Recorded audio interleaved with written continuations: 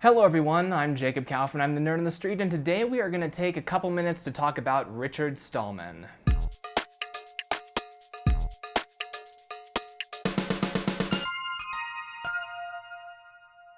Alright everybody, before I start this video, it is going to get a little bit political, as is the nature of the free software movement and Richard Stallman himself. I was very close to not making a video about this at all because I didn't want to give attention to it. You know, back a couple years ago when the Linux kernel implemented their new code of conduct, I almost made a video about that, but I ultimately decided, you know, that's a little bit too political. It doesn't really concern end users. So I stayed quiet that time, even though I personally disagreed with the code of conduct itself. However, Richard Stallman and the Free Software Foundation have been a huge inspiration to me. And the free software movement is a big part of Nerd on the Street. It's been a big part of my career decisions recently. You know, trying to promote the use of free software, even though there are other career decisions I could have made that probably financially would have been a little bit more beneficial to me. The free software movement is something that I care a lot about. You know, in high school, I wrote essays and speeches about the free software movement for classes, and I did the same thing in college. I've given quite a few at this point over the years and over the different, you know, English classes and public speech classes. I've spread the word about the free software movement in quite a formal way, and I also spread it in an informal way with these YouTube videos. And so I've been seeing a lot of tweets recently, really just laying it on RMS, Richard Stallman. And for the past couple of years, I know websites like Reddit and other forums, a lot of people online have been very critical of Richard Stallman. And we've sort of seen two camps up to this point. You know, the past couple of years on r/Linux, for instance, you've had this increasing growing number of people who, whenever Richard Stallman's name is brought up, they just start making fun of him. They pull the worst quotes they can possibly find for him, the worst pictures they can possibly find of him. And, you know, there's really just something very distasteful about all of that. I'm not a very popular internet personality. I've got 10,000 subscribers. Most of my YouTube videos get about 100 views in the first week, so, you know, I am by no means a well-known personality. I've had my fair share of trolls in the past years, but I can only imagine if so many people were, you know, finding my worst moments from Nerd on the Street videos and screenshotting them and sharing them all over the place anytime my name is mentioned. You know, that would look pretty bad for me. It would feel pretty bad to have that happening. And I see that happening right now to Richard Stallman. The other group on Reddit are the ones who generally would counter to that by, you know, trying to explain what he means by some of his more outrageous quotes and that sort of thing. And at this point, we're reaching a place where the people who are trying to explain, you know, what's going on in Richard Stallman's head and trying to kind of help people understand it, those people are now being labeled things. They're being labeled sexist, they're being labeled really just sexist, and I'll get to that in a little bit. They're not really being labeled racist in this case, they're not being labeled homophobic, or I don't think they are anyway. And to be honest with you, I don't know 100% what's been going on with Richard Stallman, because I checked out of Facebook years ago because I realized that I was starting to hate everybody, like actually personally hate people with a passion, and I decided that it wasn't healthy to hate everybody. So I stopped reading Facebook because, you know, people just seem to say a bunch of stuff on there that I disagree with, and so rather than alienating myself by responding to them in comments and arguing and things, I just stopped going on it. I checked Twitter for a little bit longer, but recently I've stopped really looking at Twitter as well. And really, since I checked out of Rooster Teeth a couple of years ago, which was also a big thing that I'll talk about that's sort of related to this Richard Stallman thing, since I checked out of Rooster Teeth, I really just have checked out of most internet culture. I still make these videos, I produce them, but I've been living in a bubble. You know, a Nerd on the Street, it's my safe space, you could say. And you know, I've built it for myself, so I get to have that. If you make your own website and your own channel and, you know, all of that, then you can have your space where you can go and talk and hopefully be comfortable. So that's where I'm coming from, and I really don't have a lot of the social media background, but I did see, because some people that I know IRL have been talking about this, I couldn't help but hearing about this blog post here. And it was written by a woman who I think is at MIT, and it's titled "Remove Richard Stallman and Everyone Else Horrible in Tech." So I want to start off just by, you know, pointing out Richard Stallman, he was working on GNU before Linus Torvalds was working on Linux, and he started the free software movement.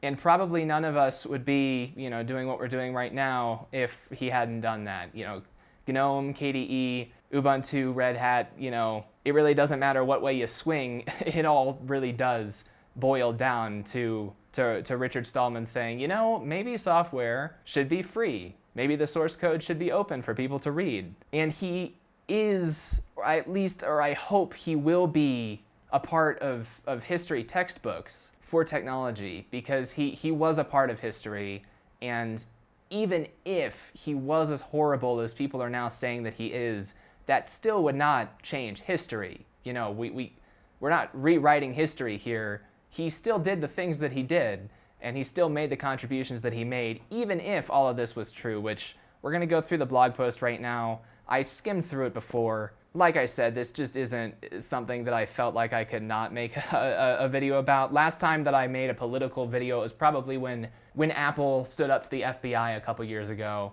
or that was a few years ago now. And I felt like I had to speak out on that topic, and I for different reasons, feel like I have to speak out on this one now as well. All right, so this woman is too angry to work.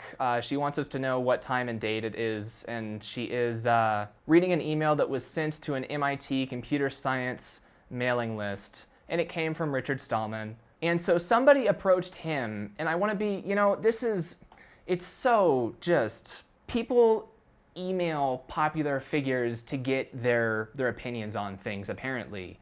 Back when the code of conduct thing happened with Linux, somebody emailed Richard Stallman and asked for his opinion about that. Is anybody emailing you about controversial topics and asking your opinion, and then when you give them your opinion that they asked for, you turn around and write a blog post? Not very many of us have to put up with that, and Richard Stallman is one of the people who does. So there was a Facebook event. Looks like it had 100 people that went, so that's a pretty small event. And it was speaking out against MIT Epstein's scandal here. And I don't know anything about this scandal, and this person, Jeffrey Epstein, I'm not even going to pretend to care about him because I don't know him. Maybe he is a serial child abuser and sex trafficker. Maybe he's not. I don't know. I haven't heard his name before. They're listing all these articles. I don't read Slate. I tend to avoid Medium blogs. I haven't read The Verge in quite a while. I really only go to them for tech reviews. So I don't know anything about that guy. I'm just responding to Richard Stallman himself in this video. That other guy, screw him. I don't know. So here's Richard Stallman's email. So Richard Stallman says the announcement of the Friday event does an injustice to Marvin Minsky. I don't know who that guy is either. So Richard Stallman picked up on the word assaulting. So Marvin Minsky, who is accused of assaulting one of Epstein's victims. So I can pick up that Epstein is being accused, or maybe he has been proven to have victims, and Marvin Minsky is now allegedly involved in assaulting some of them. And so Richard Stallman picks up on the word assaulting, and he talks about the term sexual assault. He says the term sexual assault is so vague and slippery that it facilitates accusation inflation, taking claims that someone did X and leading people to think of it as Y, which is much worse than X. Now, I want to, highlight this, and this is the kind of stuff that I like reading in Richard Stallman's writings. He's not jumping to this person is innocent or this person is guilty. This isn't emotion-filled stuff. What he's doing here is he's logically dissecting what was quoted to him here. And he is rationally explaining, accusation inflation, he gives a definition for that right here. And he talks about how the term sexual assault is vague and slippery, which, honestly, these days, there are so many scandals happening. I'll get back to that in a minute here. So bear with me. So the referenced source, which was The Verge in this case, The Verge reported that Minsky had sex with one of Epstein's harem.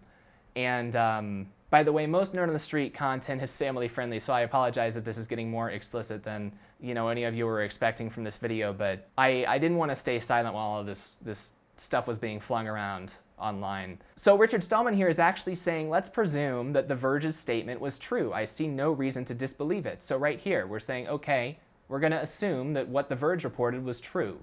We're going to assume that the media is reporting accurate information. So whoever shared this claim now escalated it to the word assaulting, which presumes that he applied force or violence in some unspecified way. But the article from The Verge doesn't say that he assaulted this person. The article says they had sex. And let's take a look at the article.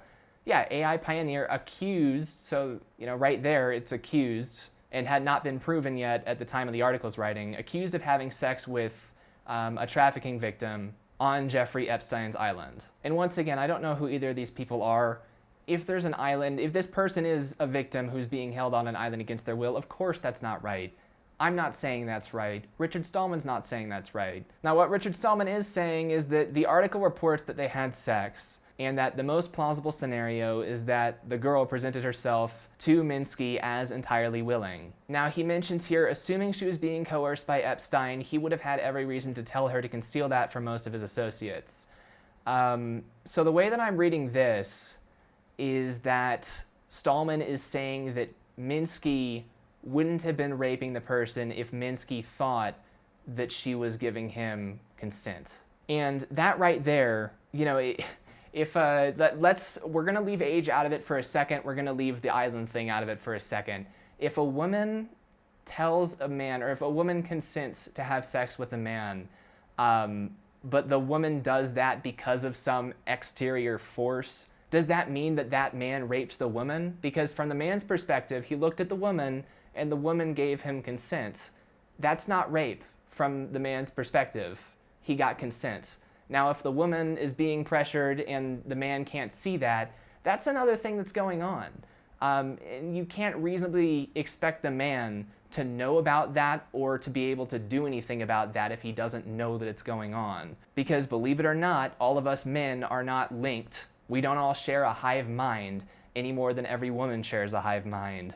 So what Richard Stallman is saying here is that he thinks it's wrong to use the term sexual assault in an accusation where it is not clear that that person assaulted somebody. And he says, whatever conduct you want to criticize, you should describe it with a specific term that avoids moral vagueness about the nature of the criticism. So the point of this email that Richard Stallman wrote, and this is kind of part of the issue with him, is that he doesn't always respond directly to an event that he's asked about. What he'll do is he'll kind of go off onto a tangent, and then he'll end his communication on the tangent because he feels that it's more important than the original thing that was being discussed. And then the people who he's talking to, it just flies over their head, and they return to the original thing being discussed, and they just ignore the tangent because they think it's just a tangent. They don't get the point of it. So first of all, here our blog poster says he didn't give the typical whiny, he's accused but not convicted defense, which if you'll notice, I hadn't read that sentence before I started here,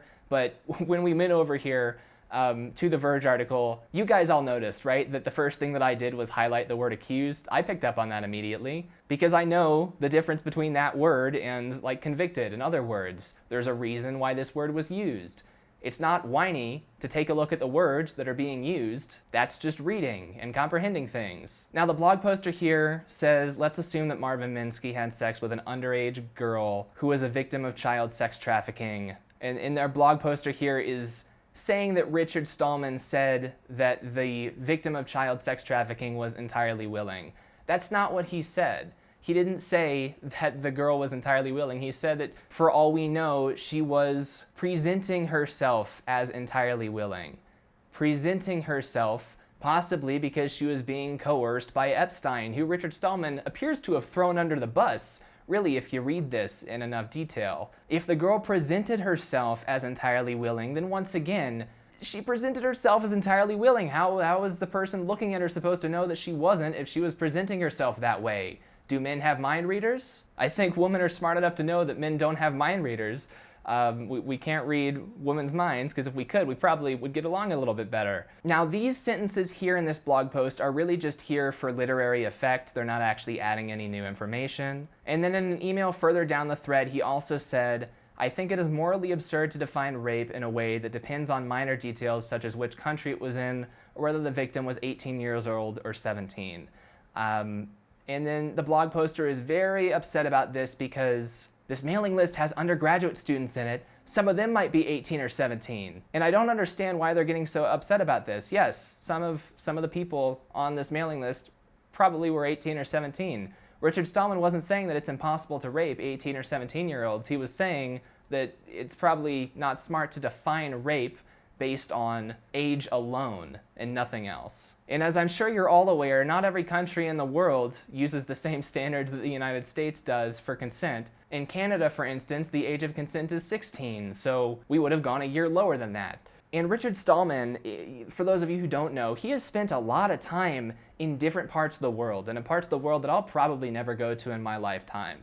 He has spent a lot of time in very low-income countries, and you can go and you can find videos of him, doing events in these very. And when I say low-income, I'm talking like low standard of living countries. I mean, he's going to South America, he's going to Africa, he's going to places where people are not very privileged, and he is trying to help people with technology and with free technology, spreading ideas and spreading technology. And so he has been exposed to a wide variety of cultures that, those of us who are here in the United States, a lot of people here probably take our own culture for granted and might not get what he's trying to say when he says stuff like this. Well, having sex with a 17-year-old isn't rape. What do you mean? Yeah, if you're in Canada and the 17-year-old consents, it's not rape. So that statement alone, there's nothing wrong with that either. And so continuing to go through this blog post, trying to figure out exactly what this blog poster is so upset about. This person started emailing reporters. So they started emailing reporters after reading these two emails that, as I have just explained, I have no problem with the emails themselves. And this blog poster just got so upset, she started emailing local, national news sites, newspapers, radio stations. She couldn't stop thinking about it. Does she have a life? Seriously, I really think that we've got a problem as a human race, that we're reaching a point where a lot of people just don't have anything to do. At one of my last jobs, one of my last places that I worked, there was a lot of downtime, and we probably could have cut out a lot of people from the environment that I was in, but we didn't, and it was a very large company that I was at. And I realized eventually that, a lot of the world works this way, where we just give people jobs to do, even if they're not that important, so that they have something to do. Because right now, if we just replaced everything with robots, then everyone would be poor, because obviously we've got capitalism and people need to work to have money. So we're just making up jobs so that people can make salaries and stuff. And when you don't have anything to do, and your mind is just racing about stupid things that aren't connected to you, why I couldn't stop thinking about it. If this woman had been raped, I wouldn't be making a video talking about her, and if she couldn't stop thinking about it, and if she needed therapy, or if she needed, whatever support she can get, I would completely understand. But she read an email responding to a news story, and she can't stop thinking about it. It seems like she's not mentally healthy. That seems unhealthy. I used to, when I went on Facebook and I would read these things that my friends, that my high school associates and people that I knew would post, I couldn't stop thinking about them. I would get off of Facebook at night and I would just continue thinking about how much I hated those people. And so I stopped going onto Facebook because I realized that wasn't healthy to just hate people. And this blog poster is just hating Richard Stallman. She couldn't stop thinking about it. She just sat in complete silence, didn't listen to her podcasts or music or whatever. She just contemplated and contemplated about this issue that really didn't personally affect her at all, about an email. Now she says, MIT does not deserve its women. The world does not deserve them either. And here we get into women in STEM. And let me tell you, I graduated from high school and I started going to the Missouri University of Science and Technology, which is one of the better public universities in the Midwest for technology. And the gender gap was real, It seemed like in my class, there were just as many, if not more, women than men. But as a whole on the campus of that university, it was probably like a 60-40 or maybe a little higher split. And people complained about it, There were society of women engineers and women in technology, clubs and stuff. And all kinds of these groups that existed at that university to help, those women feel comfortable in that environment where there weren't a lot of women at that 60-40 split. A semester into that university, I realized I couldn't afford it, and not wanting to go into debt, I transferred to technical college, which has worked out okay so far. We'll see here in the next year, but it's worked out okay so far. And at that technical college, I can count the number of women I saw going there on one hand. The entire 2 years I was at that technical college. I can count them on one hand. The people at the university who were complaining about the 60-40 split, they don't even understand. They don't even understand the gap because it's more like a 99-1 split if you go down to the lower tiers, you know, the lower classes of society. The people who are in a position to complain about this are already doing much better than they even know. Now, I have never heard somebody suggest that men are better at spatial thinking. I've never heard anybody suggest that testosterone is linked to better performance in math.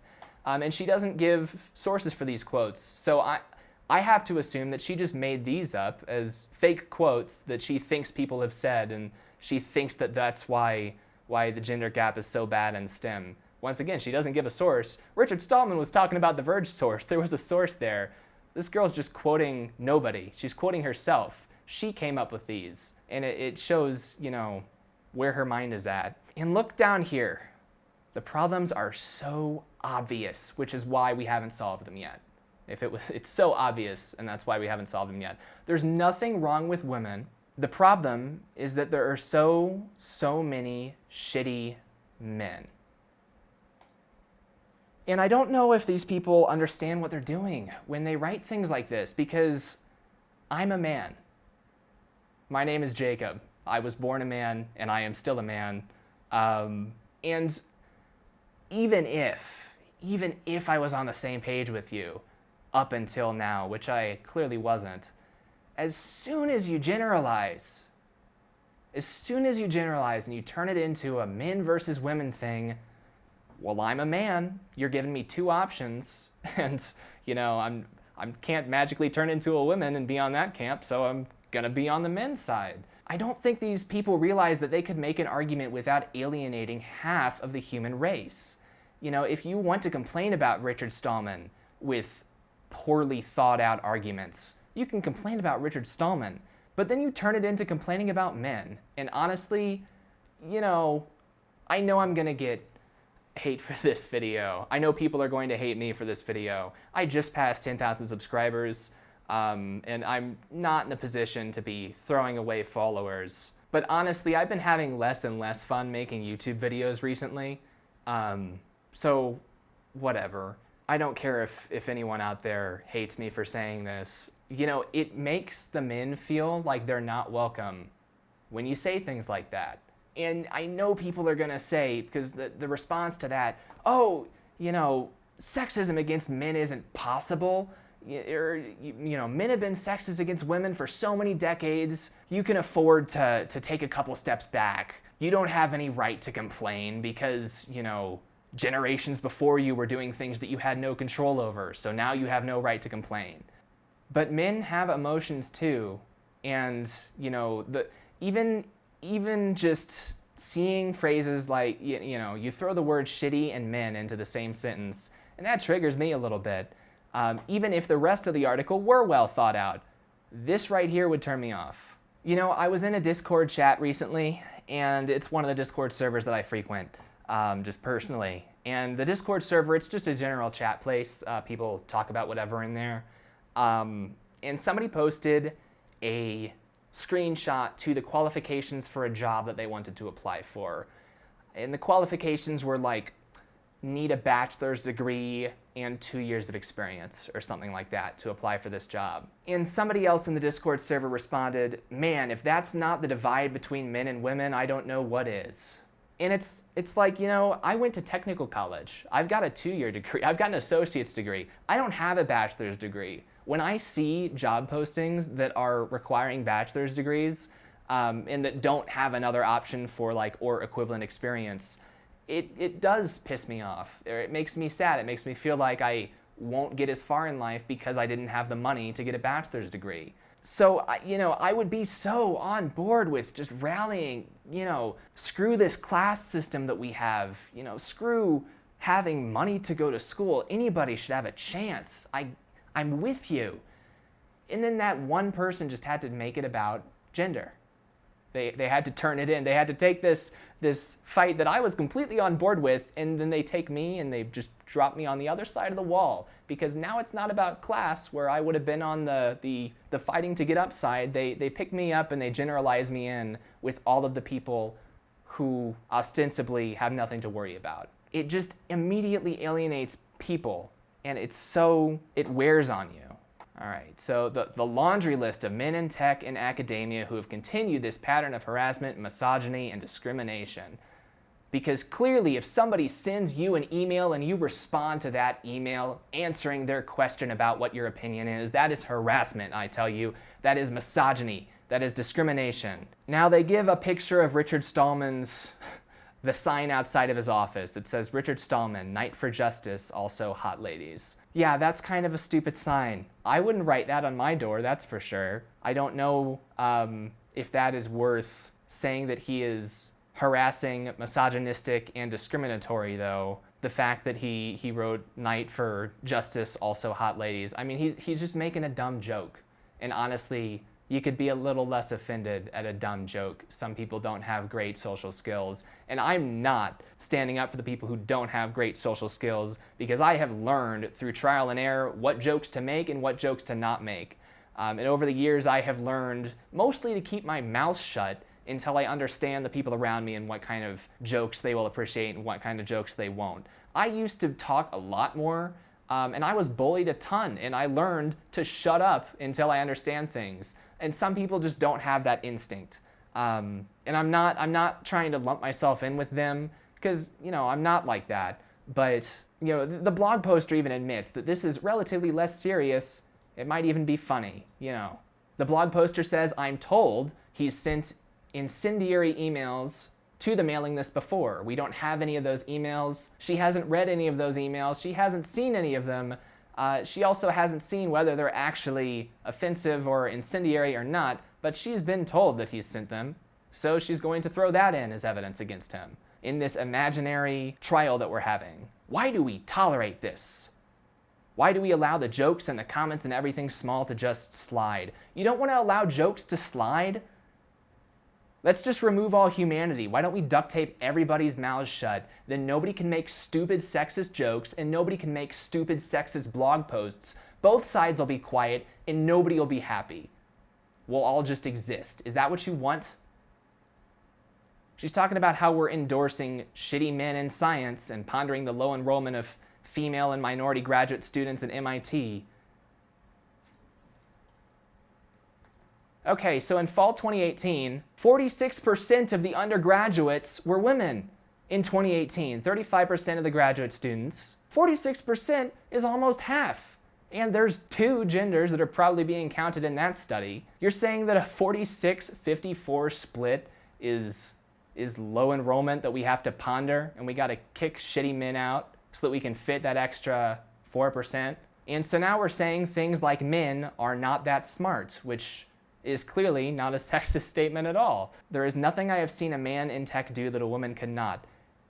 But Richard Stallman's a man, and Linus Torvalds is a man, and Bill Gates and Steve Jobs were also men. Yes, a woman could have done those things. Nobody's saying you couldn't have done that, but you didn't. And you, blog poster, also didn't. You're writing a blog post. Where's your GitHub page? What code are you writing? What are you contributing to technology? You're writing political blog posts, which actually is what Richard Stallman has done in recent years mostly as well. And then she just completely generalizes the email we read through as excuses about rape, assault, and sex trafficking. And it reminds her of Sandy Hook, of course it does. We have to tie it back to gun control, because this is a Medium blog post. And she is calling on prominent technology institutions to start firing their problematic men. Once again, you gotta just throw a derogatory word and the word men next to each other just to make sure that you get under all of our skin. Left, right, and center. And this is what it really comes down to. This is the blog poster speaking. I am ready now to join others in calling for burning everything to the ground. That's really what you want. These people want to watch Rome burn. They want to watch everything. They just want to see prominent people burn. They don't care if it's justified or not. They just want to see the pretty flames. They want attention. And so they write blog posts and they make tweets. We shouldn't have to burn everything to the ground. You know, if a building is infested with termites, why not remove the termites? Why are we burning it to the ground? Even if I agreed with everything else, you know, this is what gives away what these people are really thinking, is terminology like this. And then she throws in the Me Too hashtag, of course she did, because it's a Medium blog post. and let something much better be built from the ashes because that person is on the correct side of history. It's just, honestly, it's tiring. I didn't want to have to make a video about this. Once again, it's probably a bad idea to make a video about this. But you know, Nerd on the Street is all me. It's owned by me. It's not owned by anybody else. Our videos are triple posted on 3 different websites owned by 3 different companies. So even if I say something that gets me taken down on one website, the video is still up on another website. I've built so much infrastructure to allow myself to have free speech, and I go through trouble not to talk about the places where I work in particular. I don't think I've ever said the name of any of the places that I've worked, once again, because I keep Nerd on the Street separated from the rest of my life. So I go through all this effort to have free speech, and we have free speech in America. And I go through so much effort to protect that online, even when we're dealing with all the different private companies. I build in all this redundancy and everything. So I guess I'm gonna use it to actually say something this time. And I wanna cut over to Richard Stallman's homepage because I don't agree with Richard Stallman on everything. He is actually much more liberal than I am. And if we take a look at some of the things he's written here, so he's got a link right here near the top of his website, Bernie Sanders for president. He's asking people to support the US Green Party, but he's campaigning for Bernie Sanders for president. And if we scroll down here to his urgent action items, this is the man that you're calling misogynistic. This is the man that you're calling problematic. US citizens call on the Department of Labor not to allow government contractors to discriminate against LGBTQ people in the name of religion. So clearly, Richard Stallman is fighting for LGBTQ rights, which is something that I would never go so far as to do, but he's doing that. US citizens call on Congress to pass stricter gun control, another thing that I would never personally do, but Richard Stallman is doing that, and I still respect the heck out of him, because I can disagree with somebody and still respect them. And I just can't believe that the people who would agree with him on these things are now the ones who are trashing him and just wanting to throw him, burn him to the ground. He wants stricter gun control. He's fighting for LGBTQ rights. Burn him to the ground. Call on US banks to stop financing fossil fuels. Call on Big Pharma to make insulin affordable. Call on the Department of Agriculture not to allow logging in a national forest. Don't let big companies overdrain rivers. Don't allow spending to go towards anti-birth control, anti-abortion fake clinics. Call on Congress to cut funding for ICE. I'm probably flagging the heck out of myself on YouTube right now, just reading all of these super sensitive topics out loud. YouTube is going to demonetize this one in a jiffy. This is not the website of a man who would then turn around and be some old white, stereotypical old white man who is racist, sexist, misogynistic, homophobic. This is a man who is on the same page as probably a lot of the Medium blog posters who make blog posts about those issues. He is fighting for those issues because that's what he thinks is right. The problem is that right alongside all of these, we also have an article, Demands for Censorship. Political correctness fanatics have demanded the censorship of the Oxford English Dictionary. Eliminating sexist definitions, yeah. So the problem with Richard Stallman is that he doesn't just take a side, He doesn't subscribe to this stupid, adversarial, hive mind thinking where you're either with me or you're against me. You're either with the party or you're against the party. Up here, he supports the Green Party and Bernie Sanders, who is not part of the Green Party. He's not going for party, he's going for principle. And also on topics. He will fight for topics that he thinks are right, and then when people overstep their bounds and when people start not making sense anymore and using the power that they've fought for to do too much, he will take a step back and I'll say, hang on, that's going too far. And I think that is something that a lot of people could learn from. It pains me to know that there are people out there who might not have heard about Richard Stallman before, who are now reading articles in the mainstream media about him. And this might be the first time that they're hearing about him. And, in the back of their head for the rest of their life, they're just going to go on thinking that that guy is just some sexist pig, some good-for-nothing person who did not contribute anything to technology, because that's what the blog poster is really insinuating, is that we would be just as good off without him. That's not Richard Stallman's best moment. Just like I said earlier, I make a lot of videos. I've made hundreds and hundreds of videos over the last 7 years. And I've made some shitty videos. I have made some really terrible videos that make me look stupid and unknowledgeable and just really don't do me any favors. And this one's probably gonna be up there. And then I've also made some really good videos.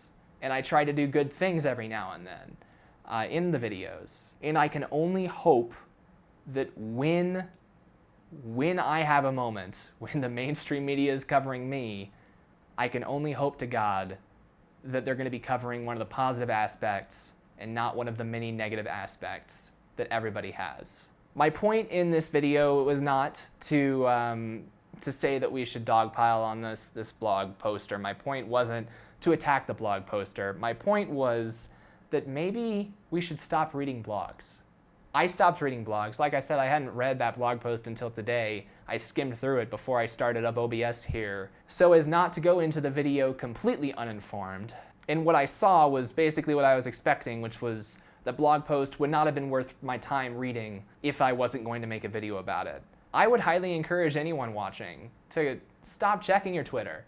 Stop checking your Facebook. It really doesn't matter. Go outside, talk to somebody. You know, when you're in person, it's a lot easier to clarify what you're talking about if the other person isn't getting it. You can see it on their face and you can catch yourself and clarify. When you're talking to another person, you can hear the inflections in their voice and you can get what kinds of signals they're trying to send you. All these things that don't come across in online media, and we talk about it. This isn't new. I'm not saying anything you guys don't already know, but I bet you still check your Twitter if you heard about this. If you know that social media is so bad, why do you still check it? Why are you still subscribed to it? Why are you still plugged into the system if you understand how bad the system is? It doesn't make sense. And that's the kind of illogical stuff that Richard Stallman fights against. He tries to make things make sense and he tries to explain them. And he tries to do that for a wide variety of topics, and sometimes it gets confusing, even for me. If you want to see some of Richard Stallman's best moments, I'm going to link a TED Talk from him in the description of this video in which he's talking about free software, which is what I believe he should be remembered for. In that video, he talks about how code should be shared, how people should want to help each other. And that's really the hallmark of a good person, is somebody who just wants people to help each other. I'm gonna link that TED Talk in the description of this video. Try and forget about all the scandals, you know? Oh, and that reminds me of the Rooster Teeth thing. Yeah, so there's a company called Rooster Teeth. They're one of the largest online media companies. Some of their biggest shows include Red vs. Blue, Ruby, Achievement Hunter is the name of their gaming channel. They're one of the largest Extra Life donors every year. They raise millions of dollars for the Austin, Texas Children's Hospital every single year. And I was a huge Rooster Teeth fan when I first got into them, around 2012, 2013. And then I went to their convention down in Texas in 2016 and 2017, and I loved them. By the time I went to their convention in 2018, I was done with them. Something clicked in my head, and I don't know, I stopped enjoying their content. Since then, I still have heard some stuff every now and then from the Discord groups that I am in, and the stuff that I hear is always the scandals, because people don't share when there's a cool video that they enjoyed watching. They don't share that. They only share when there's a news story about a scandal. I've seen so many, you know, these executives from Rooster Teeth and some like the on-screen personalities at Rooster Teeth, these news stories about how one personality or another is accused of sexual assault, or they're overworking the people on their team illegally, or, you know, just this different stuff. And it's funny that that's all that I hear. It really is interesting, because that's what it's like to people who aren't in the circle for free software. They only hear about the crap that comes up. They don't hear about the stuff that we're actually working on. Just like I don't hear about any of the stuff that Rooster Teeth's actually working on these days. I only hear about the scandals. And I've read enough of those scandals, and they've covered so many different people from that company, that I've learned to just ignore them. You know, maybe the headline is true. Maybe it's false. I don't know. I don't watch Rooster Teeth anyway, so I don't really care one way or the other. It doesn't affect me personally. People get way too personally attached to things that are just disconnected from them. And it's just causing a lot of people pain and trouble. You know, you're not gonna burn the world to the ground. You're not going to. Try to change the world for the better, the one that we have, without burning it to the ground first, because that is actually possible. So that's my thoughts on this Richard Stallman thing. He has resigned as the president of the Free Software Foundation, and I can only hope that the next person that they pick to serve in that position is as effective as he has been. And really, more than that, that the replacement will be as ready to stand up to his or her ideals as Richard Stallman has been. Because really, I care about that more than effectiveness. I care about how loyal that person is to their ideals and to the movement itself. You can like Richard Stallman or you can hate Richard Stallman, but you cannot argue against the fact that he has a set of beliefs and he stands up for them even when he is laughed at and even when people tell him to give up. I will forever appreciate what he has given to the free software movement and what he's given to me in creating this whole ecosystem that I am now so engraved in. Realistically, in a couple of years, this is all going to be blown over, and Richard Stallman will just be known as that guy who started the free software movement and then was a little sexist. That's probably how it will be covered in textbooks. But just at this moment in time, even though I know it's going to blow over just like everything else, at this moment in time, I wanted to talk about it because a lot of the people around me actually everyone around me just has the opposite view on everything, and it gets tiring being quiet all the time. Even though I know how to do it, it gets tiring. So yeah, if you would like to let me know what you think about all of this, feel free to down in the comments. Try and keep it civil down there. I am not trying to attack or offend anybody, so if you feel attacked or offended, then you're taking this video too personally. I am a talking head on the internet, and you should not be feeling negative emotion towards your computer screen. But I guess I will leave the comments open if anyone does have anything to say about it. I am expecting this video to get not a lot of views because it's going to be pretty long, probably going to get a fair amount of dislikes, and then probably a couple of likes. And overall, I am expecting it to hurt my YouTube analytics, but screw Google's analytics. So yeah, that's everything I had to talk about today. I probably could have expressed this better if I had spent more time preparing, but people would just pick it apart anyway. So I'm Jacob Kaufman, I'm the nerd on the street, and I'll see you guys in the next video. Bye.